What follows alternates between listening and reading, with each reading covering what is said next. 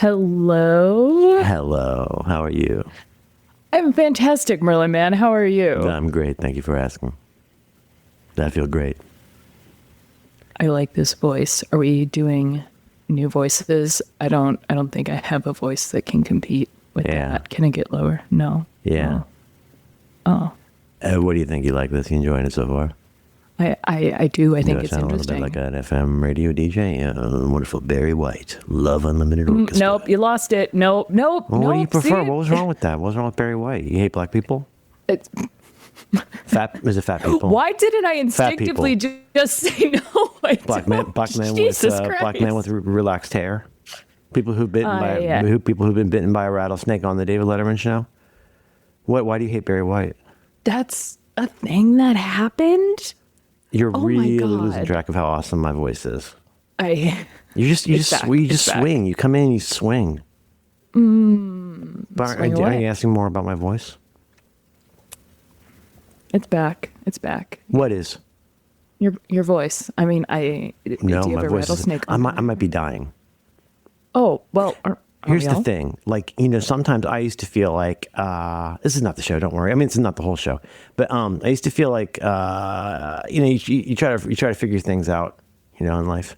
And, and a lot of times it's magical thinking or cargo culting or, whatever. And it used to seem to me when I used to get sick all the time in Florida that the quicker the feeling sick came on, sometimes the quicker it went away.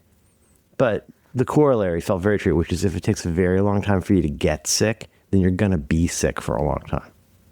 Do you understand? Oh, yes. So as of like Saturday, I texted, this is, as we record this, hey everybody, Happy New Year.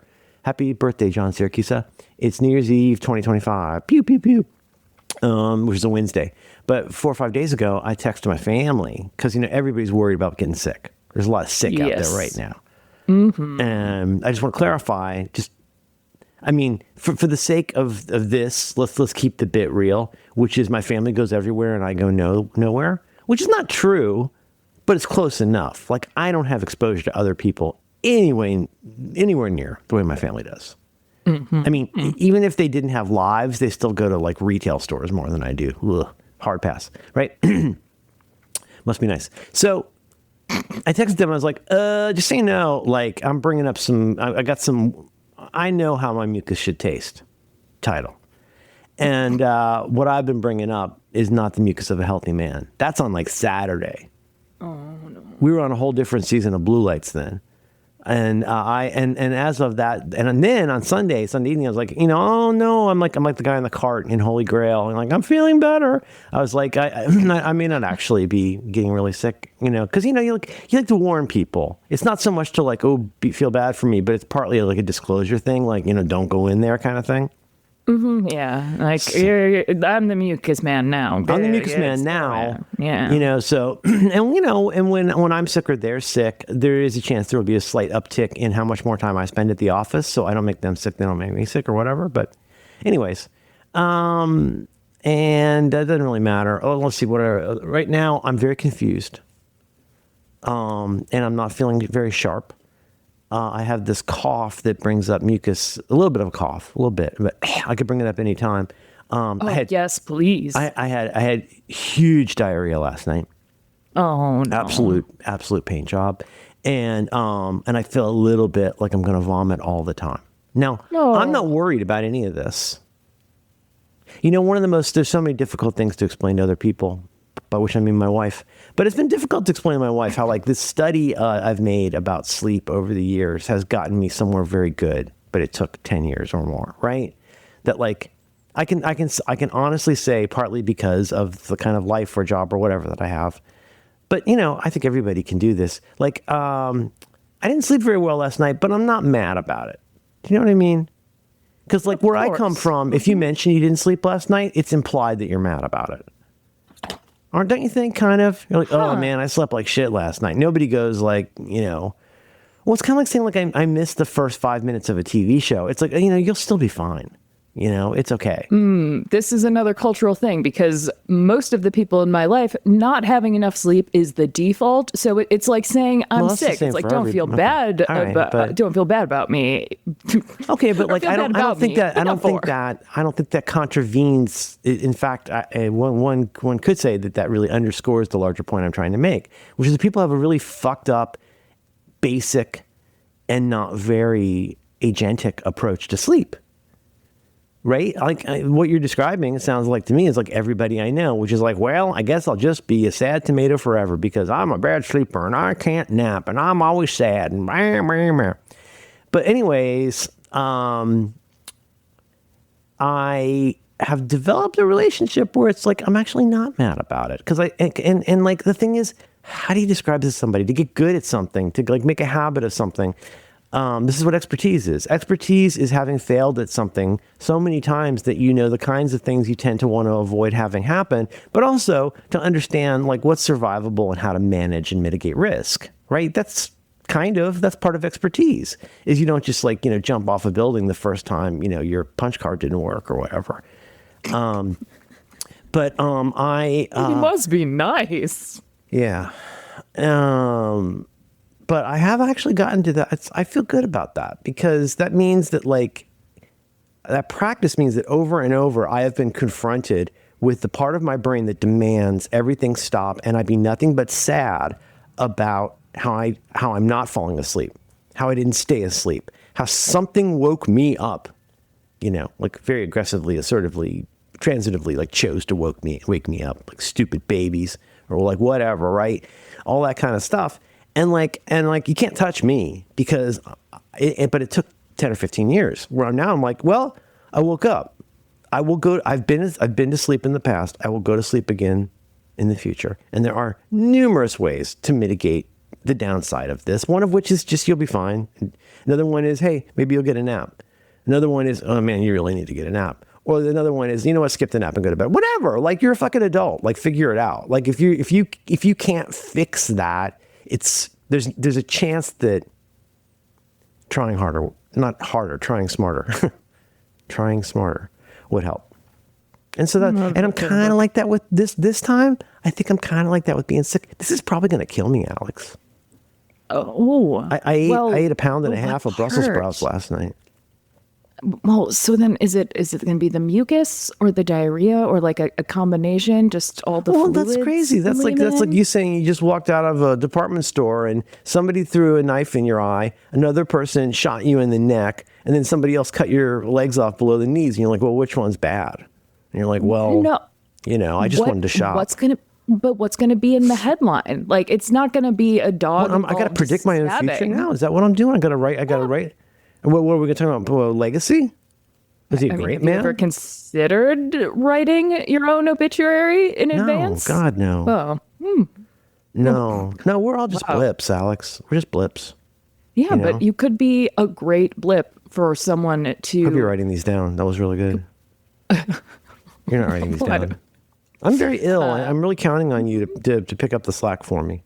Oh, Truth is, I feel fine. It's a bit. But on the other hand, that was probably a way to say, which I should have said before we started recording, is that there may be times where I just go, wait a minute, because I want to throw up a little bit. Oh, that's wonderful. There were times last week where I threw up and you didn't notice. I was really proud of that. I'm sorry, 2 weeks ago. There were times last week where you threw up and maybe I didn't say. That's... Which is not true, but I don't think you think about things like that enough. About whether or not people know. Oh, I think you think about the thing. I think about the thing that you think is secret and shameful in the world, and instead of thinking about what other people actually notice about you. I don't know if this is. Oh, or is this a? Why does everything have to be a thing? Way? Why can't things just be what they are when we're talking? What, does it need to have a box, or you need a box for your box? What is it? What would help? No. It's just a blip. No. It's just a blip. Blip. Just You're a blip. You're a blip. Yeah, you do that. Hey, Alex, you ever think about writing your own obituary? Which I'm sure will turn out with a very amusing answer that will put me in a good mood. You ever think about writing your own obituary, Alex? Sometimes. Really? Not everything is when a bit. Things are going well or when things are going poorly? not in a dark way. No. Just No, in a light way. More of a it's taking it. I think about it as just easing someone else's burden a little bit because you'll be dead. Like You won't Christmas know. time, You'll be dead. Exactly. I won't have someone. But it's sort of like, is it sort of like me? Hey, here's the thing. Is it maybe sort of like me in sleep? Where like in thinking about how you don't want to inconvenience people when you revert to the dead form that most of us will be in for all eternity. When you're thinking about that and not wanting to inconvenience people you like, right? Then isn't that kind of making you think a little different about how you live? You know, it's like that, what's his name? Toby McCowboy, that song, Live Like You're Dying. You know? He said you gotta live like you're dying. Bob Dylan says, he who's not busy born is busy dying. Belle and Sebastian said she got a dose of thrush from licking railings. I listen to a lot of music. Do you ever listen to Belle and Sebastian? I think you'd hate them. No, I don't. It's sad bastard music. It is. I think they're. This is a pretentious thing to say. They're more fun live. I think it's just. So anytime you want to listen to Belle and Sebastian, you go find where they're playing that minute.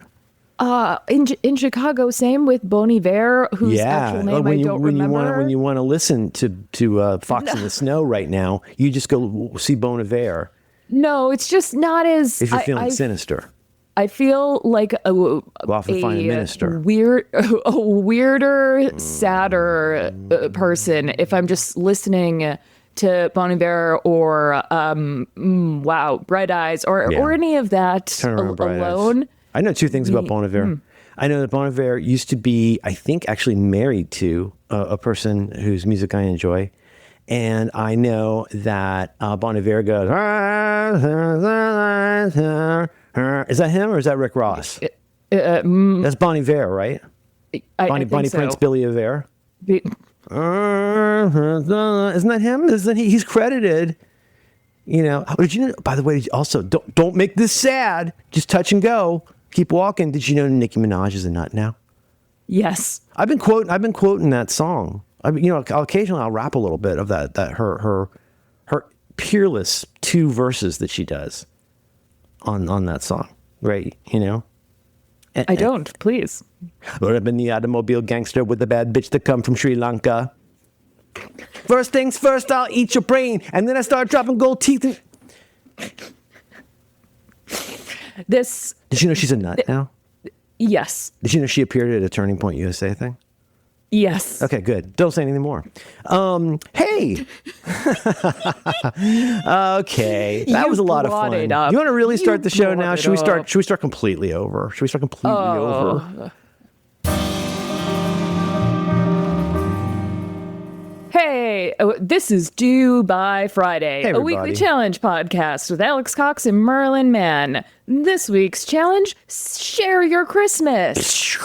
And if we keep that, then I won't have to record. And you know the reason?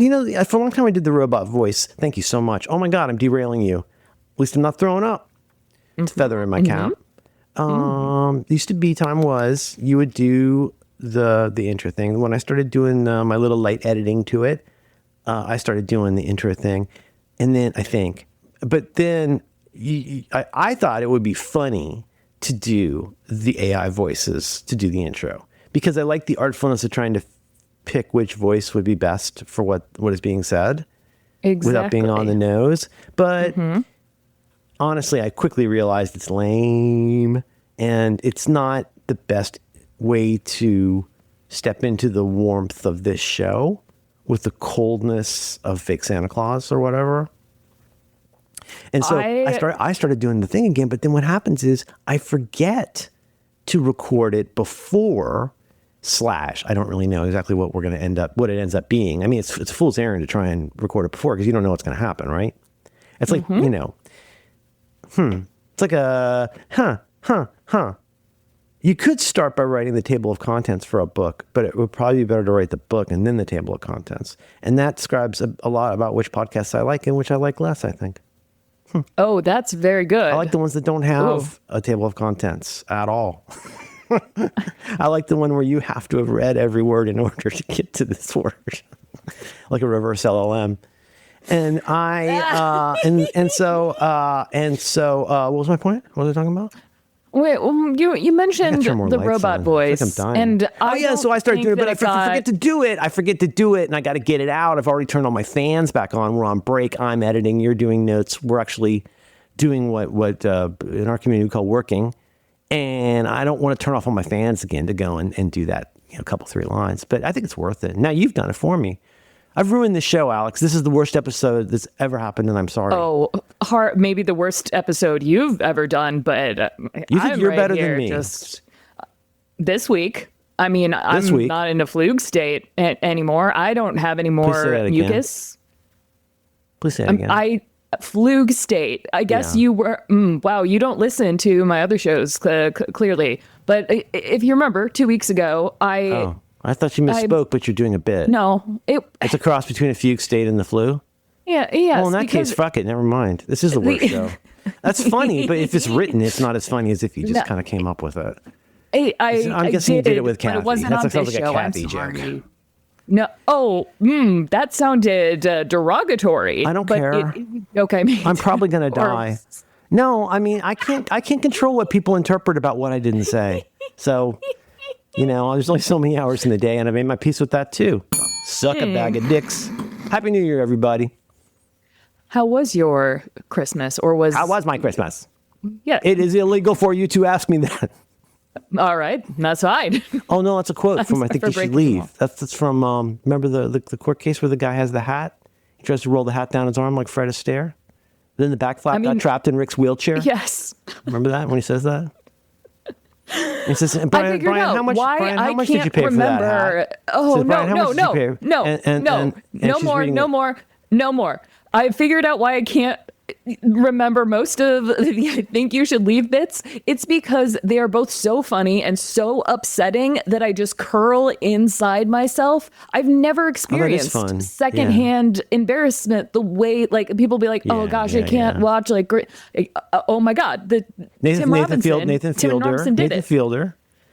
So anyway, I watch it and I'm like, go for it, Nathan Fielder. I would be happy to be in this. Cringy to watch? Are you in a mood? Did you have drugs today?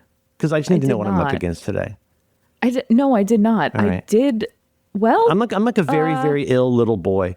And like, I can pull out all the reserves. Or it's like that wonderful Graham Norton anecdote about when Wolverine, Hugh Jackman was appearing in Beauty and the Beast, and he'd been drinking a lot of water, and he had to pick up Belle and sing a high note, and he fully urinated himself on stage. He hit an F sharp. Wait. True story. Yeah. We're already doing what I asked 2 weeks ago, which is normalizing talking about shitting yourself. Well, and Alex, and pissing yourself. Alex, God damn it, Alex! I have not said this to you because I don't really understand how you do text anymore.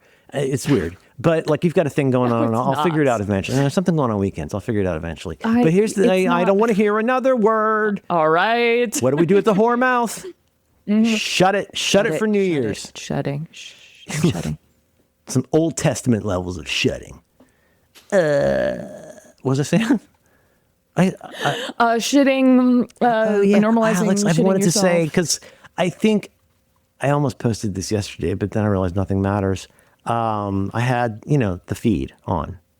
Do you ever just watch the feed? You ever just turn on the Graham Norton feed? Just leave it on? No. I had the Graham Norton best of funniest moments from Graham Norton feed, which you just leave on. Like, you could just have it on, like the way I used to listen to NPR. I realized yesterday, I think I've seen I haven't seen every episode by a long, I've only ever seen like 2 or 3 full episodes ever. But I've seen hundreds of hours of compilations. I mean, I know the Alan Carr, Celine Dion story backwards and forwards by heart. Here I go again, dropping Adele's name. He and Adele have a beautiful relationship. How you doing, boys? Which one of you proposed the other? I don't know, Celine Dion. She does the fist pump. It should be fairly obvious why I cannot leave any sort of compilation feed on, because I will dig. There will be so many people on Graham Norton where I'm like, oh, that's so interesting. Yeah. What's that? Oh, I've learned a lot about somebody called Nicole Scherzinger. I think that's her name. I thought she was like lame because she was in that Pussy Doll singer band, but she's actually a really good singer, and she's very entertaining and has shiny legs. But the thing is, I just leave that on. Alex, I just wanted to say, ever since you incepted me, so I'll bring this back around so our listeners know what I'm talking about. You said something a few weeks ago that led to you. So you had said, English people are so much more comfortable talking about, let's just say it, shitting your pants, pissing yourself, farting. Like there's so many things where, like, at least on the Graham Norton show, it's totally okay for it's ideal. Greg Davis, probably his most famous story, involves taking a shit in his pants, his mother's pants, technically. Right? Or, oh my God, Miriam Margolyes. You could watch 2 hours of nothing but Miriam Margolyes talking about periods, shit, farts, pissing. But it's not in a Donna Noble. Well, Donna Noble. Did you see her? Donna Noble had a good one too. Oh, absolutely. Oh, she's so funny. And then you said, what did you say? What was your bold, brave resolution for America in 2026? What do we need to do over here? Just normalize talking about shitting your pants. Yeah, we need to normalize talking about shitting your pants. Because you know what? You know what's craziest about that? As somebody who did shit their pants because of a chronic health condition, like literally, you know what I learned that was the most difficult thing in the world is you survive it. It's not fun, but you survive it. And it's actually not as bad as it seems. You can totally survive this. And let it begin with me, I think is what you said. You said, let's normalize being able to talk about it. I mean, probably don't have to be gross about it. Should we be gross about it? Should it get gross? The Brits, I don't think we're... What is it? English people are so okay talking about shitting their pants. I love... Rob Beckett. Rob Beckett has 3 different anecdotes about shitting his pants. I don't know who that is. He's the guy with the huge teeth who won Taskmaster Season 3.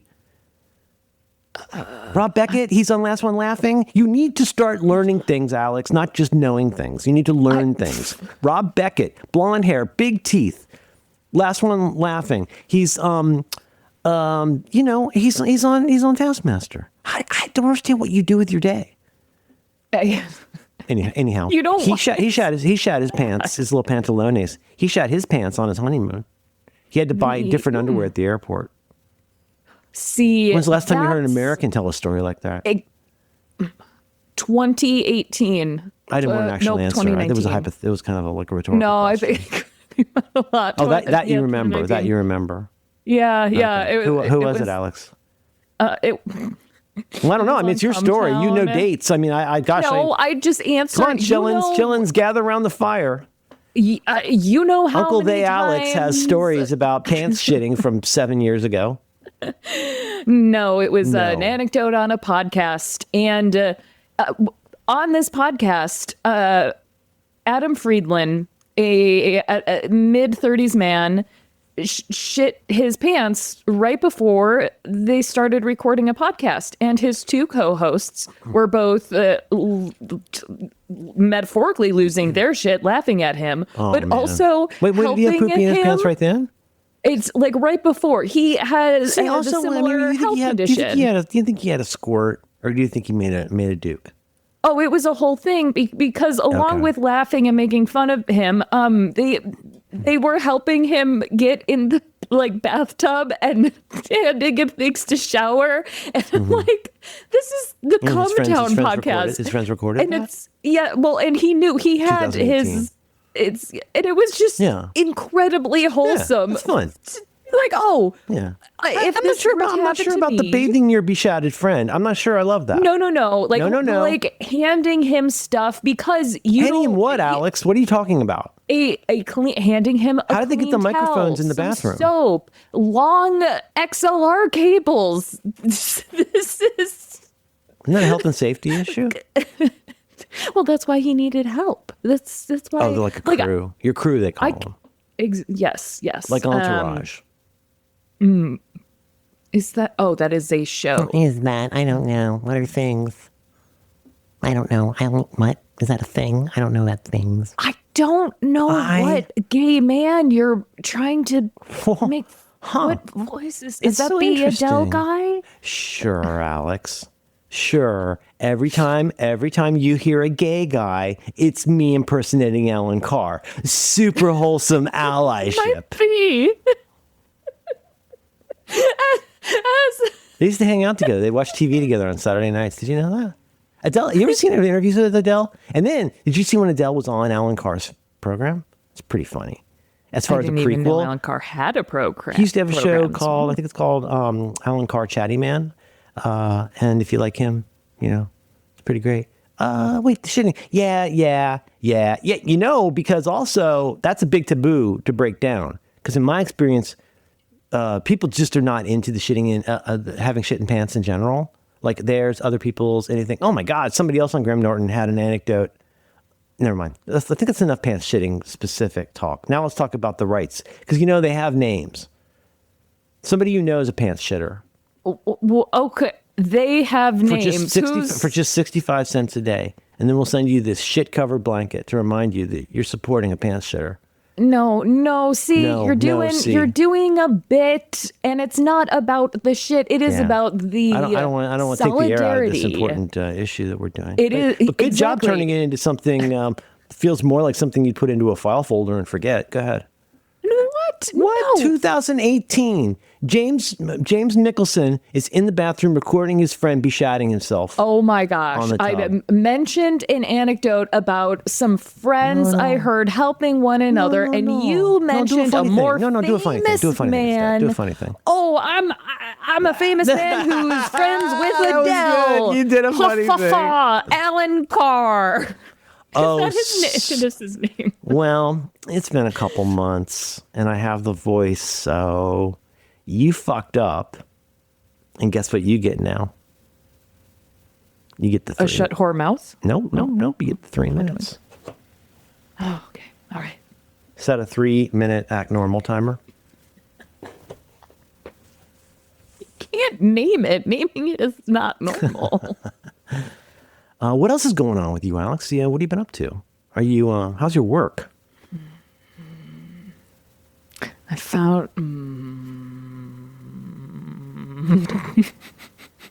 I deserve this. Mm-hmm. I deserve it. In basketball they call it running down the clock. Yeah. How are those binders doing? Oh, you lost it. Merlin, I don't know if that's a mucus, but you've lost it. This isn't normal. No, this isn't normal. You can normally be normal. This is not normal. Not all NPR. I'm going to pause. I'm going to pause this because this is not. I want the time back. I'm reclaiming my time. Fuck you, because you think this is like a generic NPR normal person. It's not. Because guess what? There's more than one NPR station in America. I'm from a different region that has a different format. Do you want straight, full on, like public college NPR classical station? You want that guy, or do you want? Can we go with All Things Considered? Can we go with that guy? Is that all right? Sure. Yes. Oh, I should start your clock again. Mm-hmm. Alex Cox has made a practice of normalizing the discussion of shit in pants. They have worked organizing cables and almost finishing a documentary film. Alex Cox. So that would be one. See, now here's the funny thing. I was living in Florida, and we had a classical station, and I'm gonna stop the clock. We had a classical station and a news station, right? So one that just plays Claire de Lune and the other one plays All Things Considered, right? And everybody was really straight-laced on air. And then when I came to San Francisco, they were like more relaxed, and it was weird. And they had personalities. There was this guy named Jerry. God, when Jerry retired, I was like so aware of how much the impact he'd had on me in like 5 years. But like, you know what I'm talking about? Like the announcer, you ever listen to public radio? Not really. Oh, okay. No. All the way it works is like especially the podcasty version, but nah. Oh, okay. Wow. Okay. Yeah. So it doesn't matter then. But like, you begin the day with a friendly voice, a companion, unobtrusive. That's the magic music makes your morning move. I'm just glad to know there's options. I'm kind of wondering if this is an actual phenomenon now between NPR stations. Is it a coast thing, or What's is that? it just Like a different guy styles? thing? Yeah. Well, I'll want Is it like, is the genre by region, or is it just a type of guy? No. That's not even a sentence that makes sense. The genre is not by region. I don't know what that means, but no, it's just different places, different. And too much skin, too super boring. It would be interesting to me. It'd be interesting to me because it would allow me to once again refer to something I heard a historian say about the Nuremberg trials recently. And it's one of those like it's like such an obvious thing once you hear it, and like I'm going to say it now, and a lot of you are going to go like, okay, yeah, that's what the thing is. He's basically saying one problem with really understanding what happened in Europe in the 30s and 40s, and consequently, the Holocaust too, right? But there's more to it than just that. We didn't get to the Holocaust in a weekend, right? Like, depending on when you want to start how long of a yardstick you've got, I'd go a lot further back. I'd go back to before there was a country called Germany, personally, in the 1800s. And I would at least start at 1925 or so. Here's what I wouldn't do. I wouldn't start at 1947 and say, these are the 6 worst things that happened, causing everything that happened before 1945 to look like it wasn't a big deal. And in fact, here's the point of that. To understand any history, whether it's Europe or our own, it's really useful to go in the right order, to not start by looking at how it ended up and then kind of retrofitting the evidence. It makes the phrase I used with Roderick the other day, it's a lot, certainly, I don't know if this is making sense to you, but I think this appeals to your way of thinking. I think it's a lot more poignant if you allow yourself to look at your own life or the history of a thing in the order it happened, rather than the order you learned it in or the order you know it in. Or again, this sounds so obvious. This might be really subtle. But like, if I ask you about World War II and your first thing thinking about like, what do we take away from World War II? Well, yeah. We got to those horrible images in those films. And that was really horrible. But I'm going to repeat myself. But to say, wow, if you think about it, things were so bad at Auschwitz-Birkenau, Bergen-Belsen, that was so bad. So things we all know now what happened there. So if you think about it, making people wear patches on their shirt isn't really such a big deal. Because if all you know is the worst possible thing that you can imagine times 10 compared to a slight change in it's like basically like people who work in an office have to have a badge.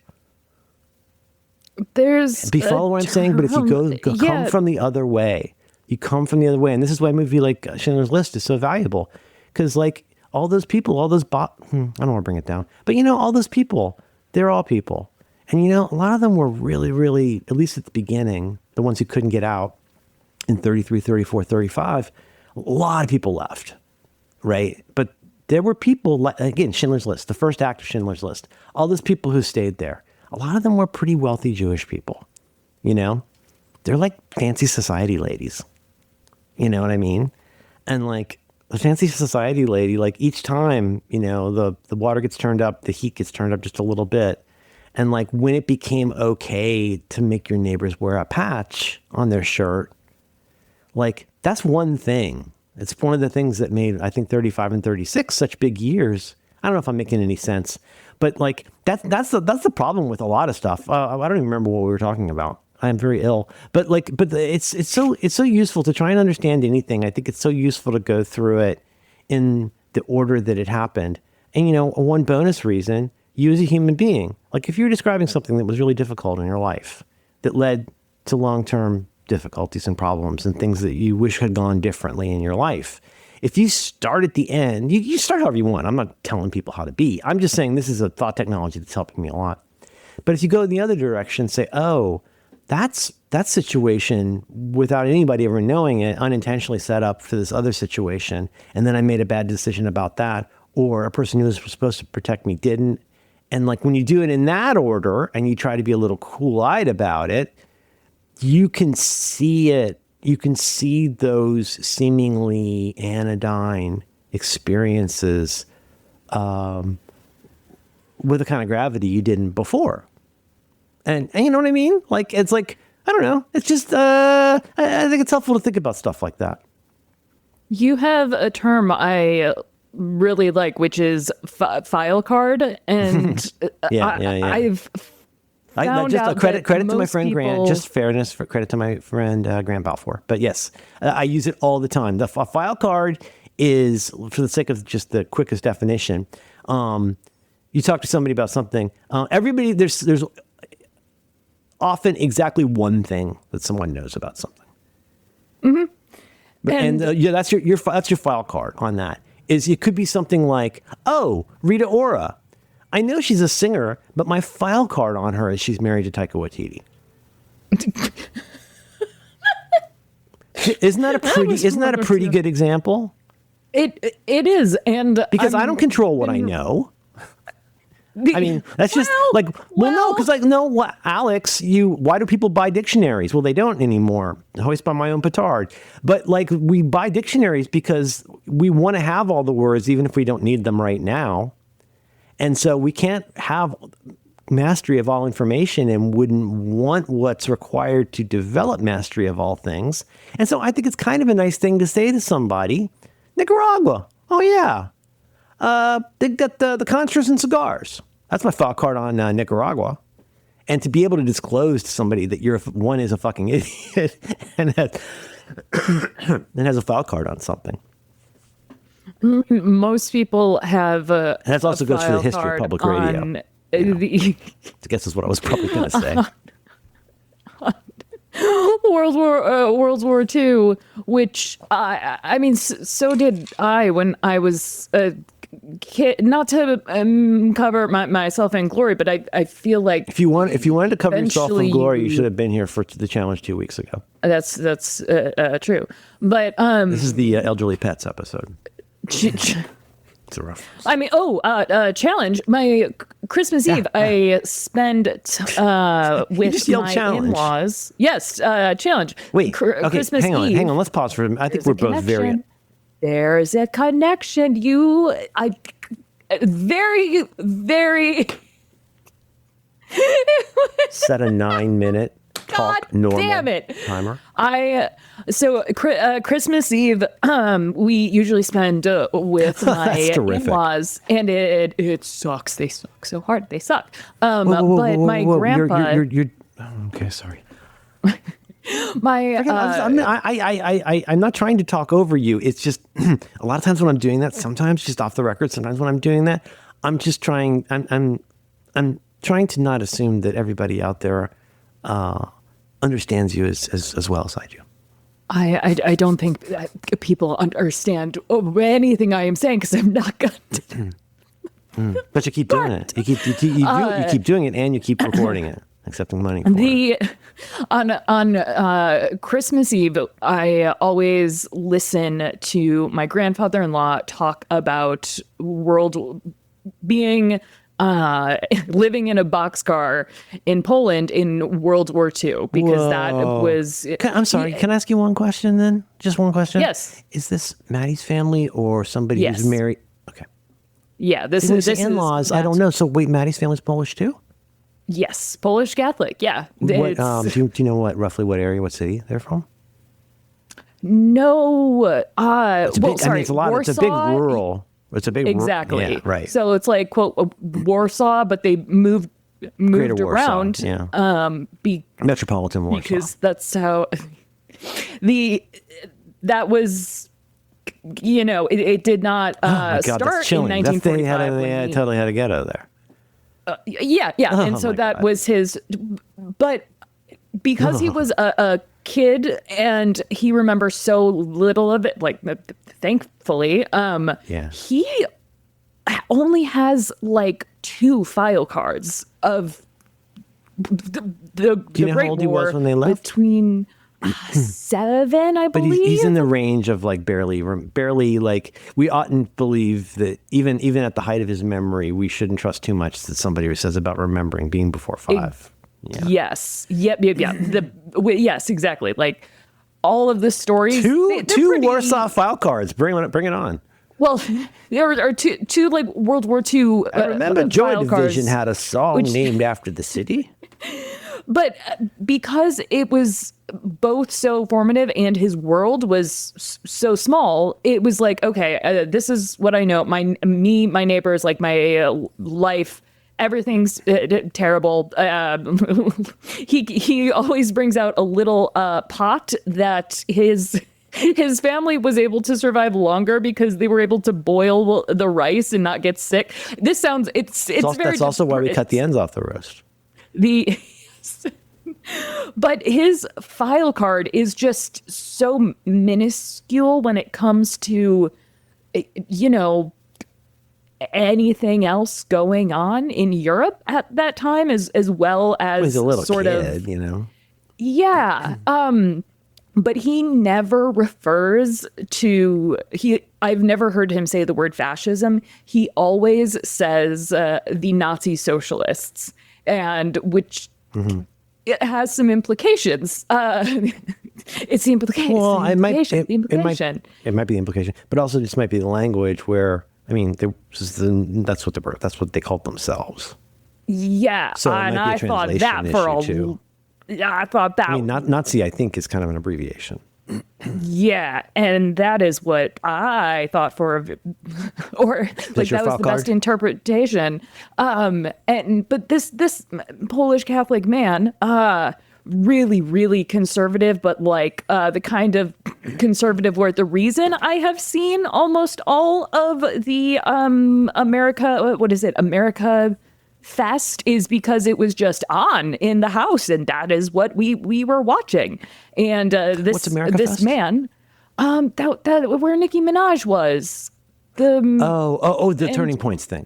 Yeah, yes, and just hearing this man's file card on World War II, and also just he has a file card on Charlie Kirk, who he did not know existed until this year, and like it's just really odd and a bit unnerving to see the way that like those file cards get shuffled up in strange ways, like in a way that also on Christmas, unironically, we are listening to a Christmas Christmas playlist, but he has put together, and then in the middle, unironically, We Are Charlie Kirk starts playing. That was just on the Christmas list.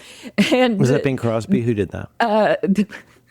I really wished it was like Alex. That would be good. Alex, you can feel the regret in my very ill voice. What is We Are Charlie Kirk? Oh, it's a song. Is it like We Are the World for Dinglings? It is an AI song. Oh, okay, that has been parodied to death, but a lot. But it's something like but it makes your grandfather happy because he believed in what Charlie Kirk was doing. Why is it in his Christmas mix? Because he believes that, like Jesus, he was sent to save us. It's okay. I mean, you don't need to persuade me that's silly. I'm just trying to get the facts. But that just comes up. And so, do they have an iPod? How do they play songs?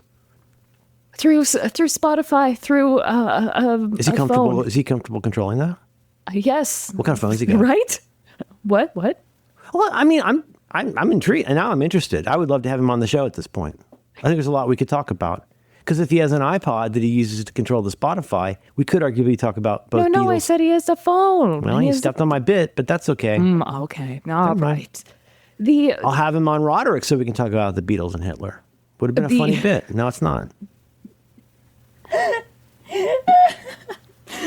Well, and people laugh more if you tried harder in life.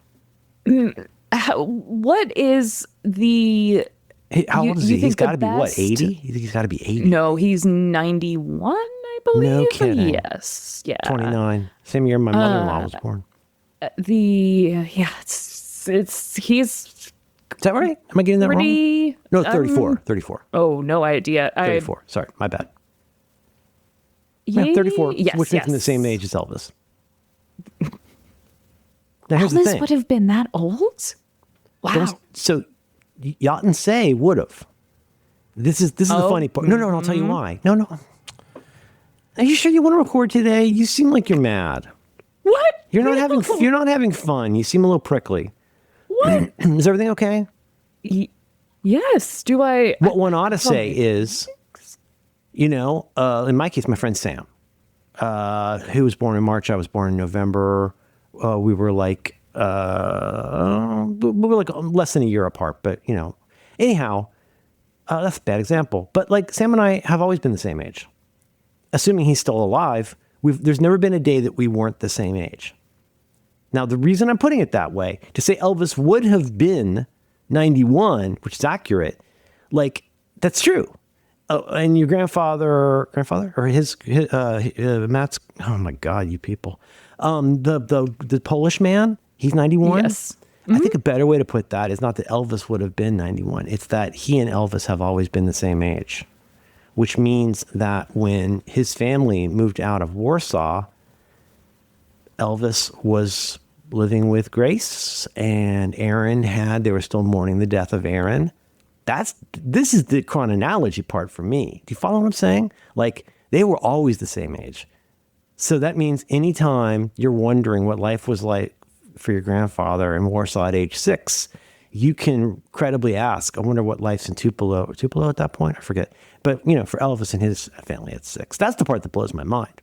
Or to put it in an ugly way, I can't believe all of these old people graduated from high school the same year as me. Do you ever run into people? You ever run into people, Billy Pilgrim? You can't help it. Charles Famidorians have strong feelings about stuck in time. But don't you ever run into people, from college? You haven't seen them since. You go like, holy shit, you're not 19 anymore. Doesn't your brain ever break when you're like, oh shit, you're my age now? It's like, yeah, you're my age still. We've always been the same age. I think it's a slight change that is fascinating. And it's what makes chronology so interesting. Because time is always the same, unless, you bend the paper like in that movie with Murph. And yes. Every minute costs the same. Every dollar's made of dimes. Every sperm is sacred. Every time a bell rings, an angel gets its wings. Also normalize how It's a Wonderful Life isn't as good as Miracle on 34th Street. I don't know why we can't just say... Yeah. Sometimes people shit their pants, and Miracle on 34th Street is a better movie.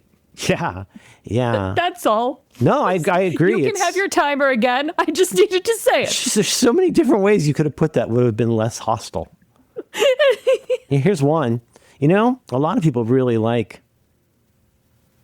the Jimmy Stewart movie. What's it called? What's the Jimmy Stewart movie with the dance floor? A lot of people like It's a Wonderful Life, but actually I like Miracle on 34th Street more.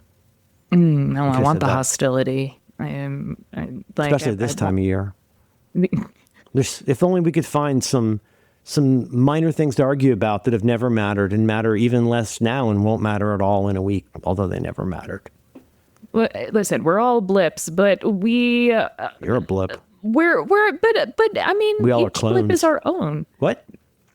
Who? What's that from? Alice Cooper, Logan's 1979. I think it's 79, maybe 80. This is a fascinating We all web. are clones, so all we are. We're all clones. Alice Cooper was really ahead of his time. His favorite TV show in the 70s was Monty Python, and he had a television in every room in his house. And he understood something about live performances that a lot of people in the early 70s didn't understand, which is you got to mock show. You got to get out there and make a show. And a lot of people, he learned that from people like Screaming Jay Hawkins, but then a lot of people learned that from him also. You got to get out there and mock show. Do you know that phrase, mock show? No. When the Beatles were on stage, Beatles played 8 hours a day when they were in residence at Hamburg, taking a lot of speed and, doing all the Beatles things. And depending on who tells the story, it's either like burly guys in the audience, but it's also told sometimes as the manager of the club would yell mock show to keep them constantly enthused. You yell mock show, and that means make a good show. Get out there, like rock. Let's talk more rock. At this point, Alex had to leave because they were about to shit their pants. Happy New Year, everybody.